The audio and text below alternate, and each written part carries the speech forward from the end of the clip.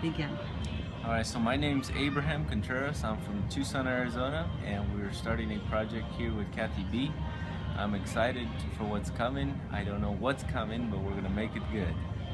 Now, Abraham, what do you do? Tell us your bio. I used to work for Raytheon Missile Systems and build defense missiles for the U.S. government, and I worked a lot on F-22 Raptor and AIM-9X Sidewinder missile. Now I focus on helping people create their ideas, so they come to me with an idea and I create a prototype for them to get their idea out into the market. So that's what I focus on now.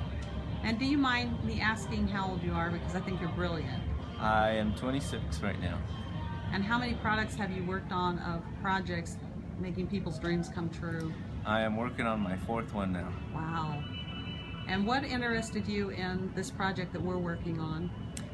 Kathy B's passion was amazing. I said, I gotta jump on this wagon, and I think I could help her, and I want to make sure I guide her down the right road, the best I've learned throughout the years of the mistakes that I've done, and how could I avoid that and help make this product successful.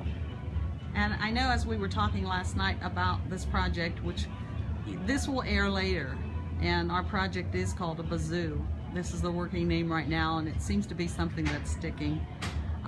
When we were first talking about it, you were explaining how there's a lot of things that go into making just a simple product like that. If you'd like to talk a little bit about that. Yeah, a lot of times people see a very simple product, a simple plastic product, and the product, it is cheap, but the tools required to create the product, the cost goes up because it's expensive equipment to create the mold. So the actual product that comes out, or the plastic that gets injected to the part, it's pretty cheap. But the whole background that's getting to the part, the design and the creation of the molds, that's kind of where the price goes up. But if you're producing thousands of units, the cost per unit goes way down. So that's kind of the idea. There's a huge startup cost, but if you produce a lot of units, then the cost per part goes way down.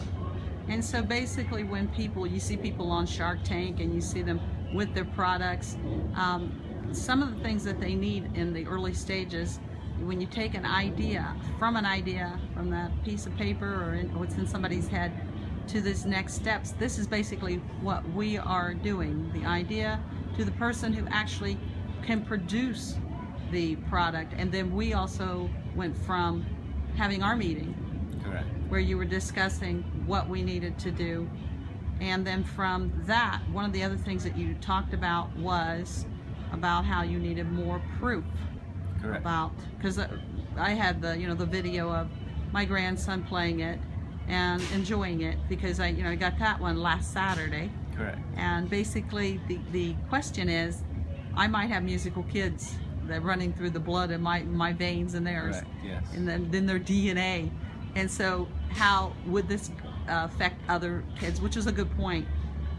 And so if you want to expand on that, because you said you've seen products like that before. Yeah, well, the thing is, I've seen a lot of inventors, and I'm guilty of it because I'm an inventor, is we come up with a great idea and we think it's the best thing in the world, and it solved all our problems, and it made a world of a difference in our lives, and we think that everybody else has the same problem. And it's an easy trap to fall into as an inventor, because it's our baby, it's our idea, we wanna hold it tight. But when I left Raytheon, I had over 600 product ideas, and I thought, at least 100 of them are going to be fantastic.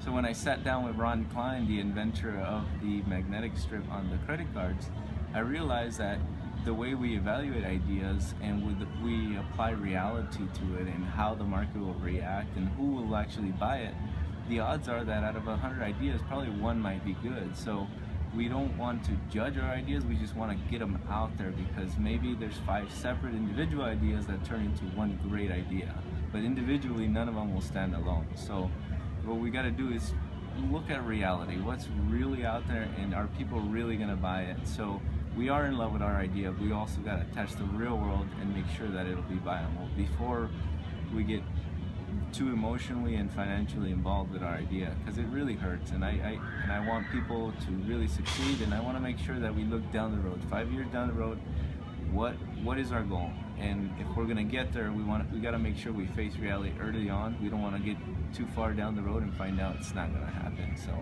that's what I like to focus on. I like to help inventors make sure that their ideas succeed. And so basically with this project, we're going to be doing some R&D, and on my end, on the creative end, getting more people involved in to see if kids really like this. And since I am a creative and a musical playwright and all that kind of a background going on, then my job is to get the masses, get involved with the masses. One of my fears was on that, Abraham, was that people would copy it. But then we talked to Chris. And what did you think about our meeting with Chris?